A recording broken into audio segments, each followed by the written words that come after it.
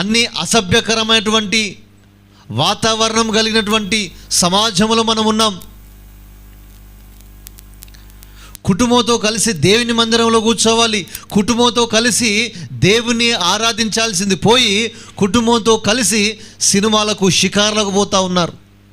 దానివల్ల కుటుంబాలు నాశనం అయిపోతున్నాయి. పిల్లల్ని నాశనం చేసేది ఎవరంటే తల్లిదండ్రులే.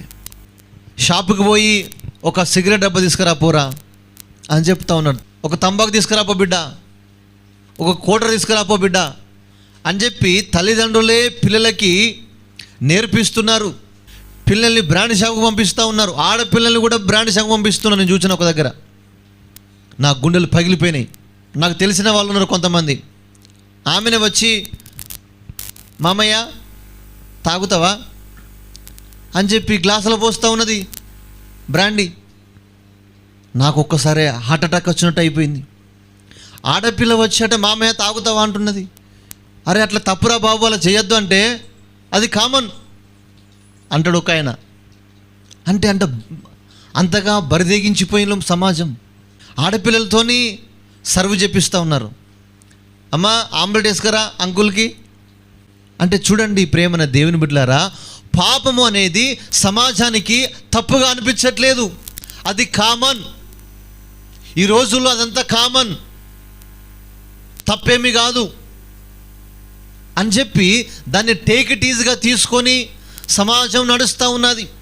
అయితే క్రైస్తవుడిగా దేవుని నమ్ముకున్న బిడ్డలుగా మనము వాటి పేరు కూడా ఎత్తడానికి వీల్లేదు. బ్రాండీ షాపు కాదు కదా, బ్రాండీ షాప్ ముఖం కూడా మనం చూడొద్దు,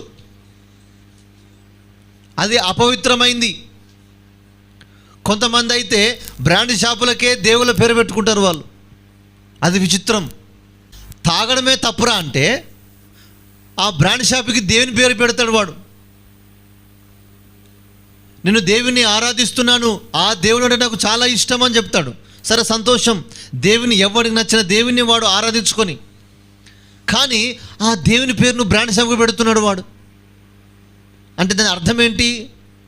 దేవుడు తాగురా అని చెప్తున్నాడా? అంటే ఈ దేవుని పేరు పెడితే నాకు బాగా గిరాకీ వస్తుంది.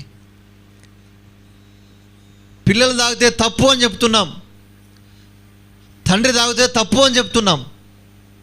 అలాంటిది దేవుడు తాగమని చెప్తాడా? మరి ఎందుకు దేవుని పేరు పెట్టుకుంటున్నారు?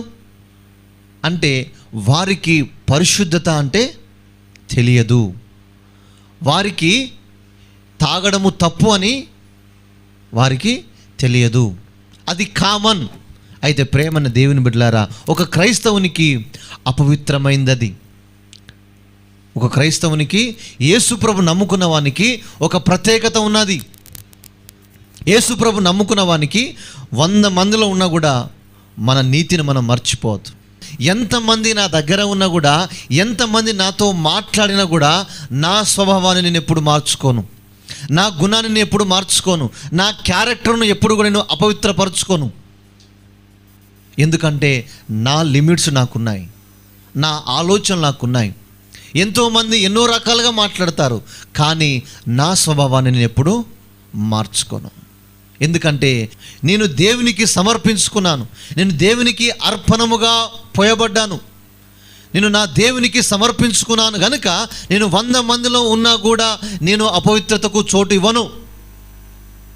ఎందుకంటే నేను దేవుని కొరకు బ్రతుకుతా ఉన్నాను, నా జీవితాన్ని మార్చుకున్నాను, పాపమును దూషించి పరిశుద్ధత కొరకు ప్రయాసపడుతూ ఉన్నాను. అట్లాగే క్రైస్తవుడిగా ప్రతి ఒక్కరూ కూడా ఆ విధంగానే ముందుకు సాగాలి బిడ్డలారా. వాతావరణాన్ని బట్టి మనం మారొద్దు, మనిషిని బట్టి మనం మారొద్దు, వ్యక్తిని బట్టి మనం మారొద్దు. ఫంక్షన్ పోయినప్పుడు, పెళ్ళికి పోయినప్పుడు, సావుకు పోయినప్పుడు ఎప్పుడైనా కూడా మన గుణాన్ని మనం మార్చుకోవద్దు. మనల్ని బట్టి ఎదుటివాడు మారాలే తప్ప ఎదుటివాడిని బట్టి మనం ఎప్పుడు కూడా మారడానికి వీల్లేదు. అది క్రైస్తవునికి తగదు. దేవునికి స్తోత్రం, హల్లెలూయా. కాబట్టి ప్రేమన దేవుని బిడ్డలారా, నవీన స్వభావాన్ని మనం ధరించుకోవాలి, మన పిల్లల్ని సరైన మార్గంలో నడిపించాలి.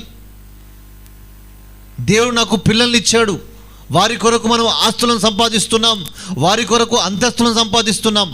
అంతకంటే గొప్పది ఏంటంటే వానికి నీవు మంచి స్వభావాన్ని సంపాదించాలి.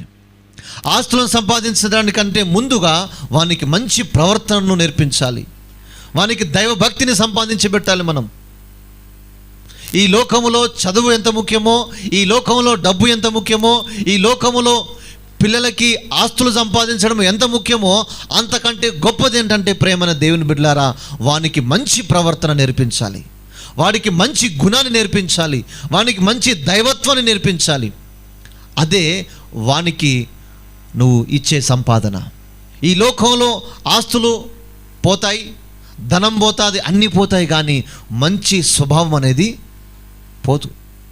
పరిశుద్ధత అనేది ఎవడు దొంగలించేవాడు కాదు, దైవత్వాన్ని ఎవడు దొంగలించలేడు. కాబట్టి ప్రేమన దేవుని బిడ్డలారా, మనము మంచి స్వభావము, నవీన స్వభావాన్ని మనము ధరించుకోవాలని ప్రభు పేరిట మీకు మనవి చేస్తూ ఉన్నాను. హల్లెలూయా. తప్పు అన్నప్పుడు తప్పు అని చెప్పాలి. తప్పు అన్నప్పుడు దావీదట పిల్లలకి ఏమిటి అక్కడ, వాడు ఎక్కడ బాధపడతాడు అని చెప్పి వాడిని మనసు నొప్పిలేదట. ఆఖరికి వాళ్ళు భ్రష్టులైపోయినారు, దొంగలైపోయినారు వాళ్ళ పిల్లలు. కాబట్టి ప్రేమన దేవుని బిడ్డలారా, మనము మంచి మార్గంలో నడుస్తూ ఉన్నప్పుడు మన కుటుంబము కూడా అదే మార్గంలో నడవాలి. నువ్వు తాగుబోతుగా నడిస్తే నీ కుటుంబం కూడా అదే మార్గంలో నడుస్తుంది. నువ్వు దొంగగా తయారైతే నీ కుటుంబం కూడా ఆ విధంగానే తయారవుతుంది. నువ్వు భ్రష్టుడిగా మారితే నీ కుటుంబం కూడా అలాగే తయారవుతుంది. నీలో భక్తి లేకపోతే నీ కుటుంబంలో కూడా భక్తి లేకుండా పోతుంది. నీ కుటుంబంలో అన్నీ టేక్ ఇట్ ఈజీ, ఏది తప్పు కాదు, సమాజంలో బ్రతుకుతున్నాం కాబట్టి అన్నీ కామన్ అనుకుంటే ఆఖరికి నీ కుటుంబమే నాశనం అయిపోయే పరిస్థితి వస్తుంది. కాబట్టి జాగ్రత్త కలిగి నవీన స్వభావాన్ని ధరించుకోవాలి. నూతనమైన మనసు మనకు రావాలి. అపవిత్రమైన వాటికి మనం చోటు ఇవ్వడానికి వీల్లేదు. చాలామంది దేవుని దగ్గరికి ఏదో కోరికల కొరకు పోతారు, కానీ యేసు ప్రభు దగ్గరికి మనం వచ్చేది కోరికల కోసం కాదు, పరిశుద్ధత కొరకు. అందుకే యేసు ప్రభు అంటాడు, నేను పరిశుద్ధుని గనుక మీరు పరిశుద్ధులై ఉండాలి. దేవుని ఎందుకు నమ్ముకోవాలంటే పరిశుద్ధత కొరకు. దేవుని ఎందుకు నమ్ముకోవాలంటే నిత్య రాజ్యానికి వెళ్ళడానికి. దేవుని ఎందుకు నమ్ముకోవాలంటే నీ జీవితంలో పరిశుద్ధత రావడానికి మాత్రమే. ప్రేమన దేవుని బిడ్డలారా, గొర్రెలకు బర్లకు ఆస్తి అంతస్తుల కొరకు దేవుని దగ్గరికి రావడానికి వీల్లేదు. మన బ్రతుకు మారడానికి రావాలి, మన జీవితం మారడానికి రావాలి, నీకు బుద్ధి రావడానికి దేవుని దగ్గరికి రావాలి. కానీ ఈ రోజుల్లో దేవుని దగ్గరికి అనేక ఆలోచనలు చెప్పుకొని అనేక విషయాల గురించి దేవుని దగ్గరికి పోతున్నారు. దేవుడు అంటే అర్థం లేకుండా సమాజానికి పోయింది.